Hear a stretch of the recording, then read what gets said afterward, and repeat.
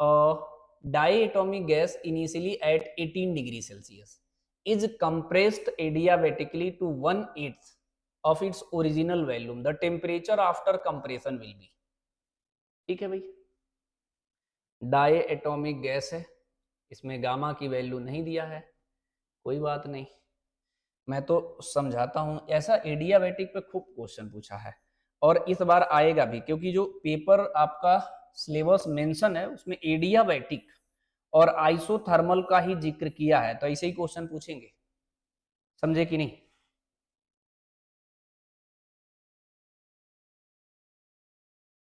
अच्छा अच्छा ठीक है, मैं इसको बता देता हूं फिर पीछे चलूंगा, ठीक है?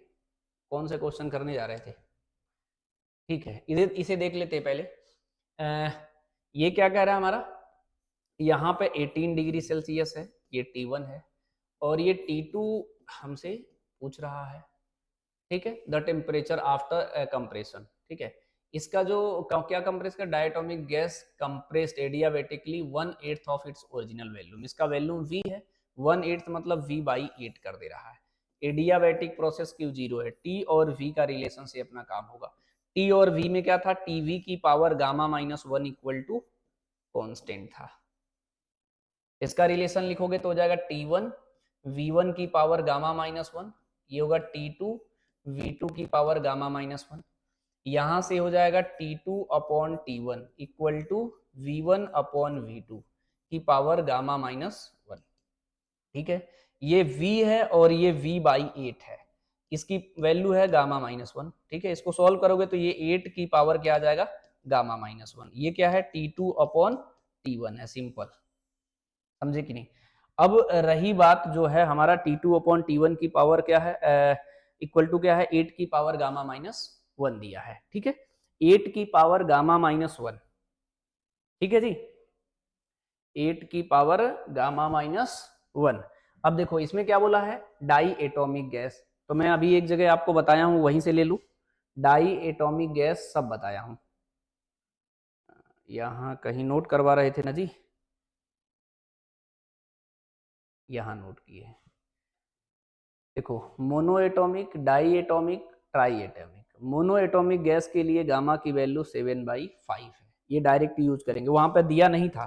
तो मेन चीज जो बता रहा हूँ वही तो नोट करना है आपको, जो मैं इस लेक्चर में बताऊं कि नोट कर लो तो उसे तुरंत नोट कर लो, फिर बाद में वो एक जगह कलेक्ट हो जाएगा। एक साइड में लेक्चर देखते समय एक साइड में एक A4 पेज रखो, नोट्स बना रहे, ठीक है?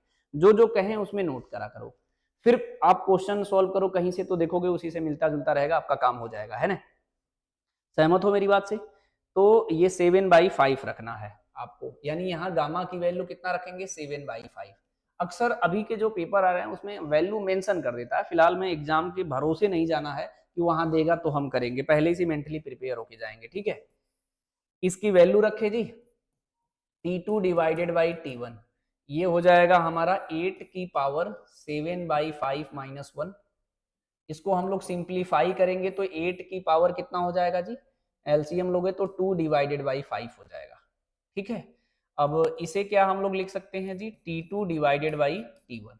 तो ये T2 की वैल्यू कितनी हो जाएगी, 8 की पावर 2/5 T1 होगा।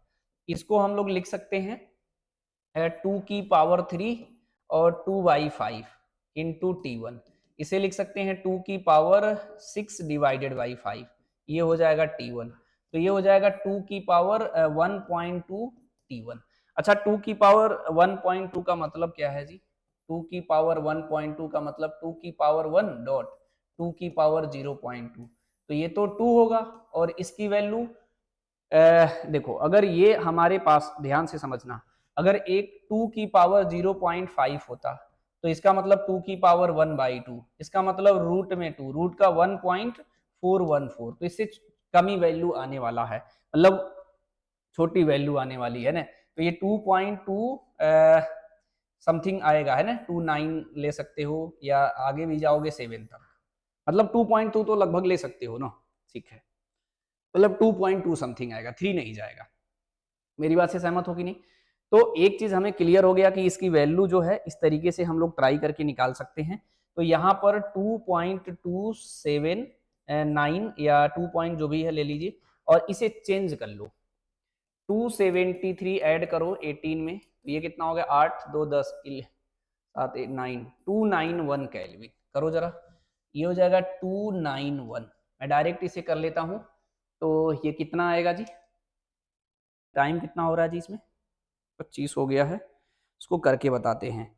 ये आएगा 2.279 अगर सपोज दैट लेते हैं, मैं तो ऐसे बुक से देख के बता दिया, 2.291 है ना, ठीक है।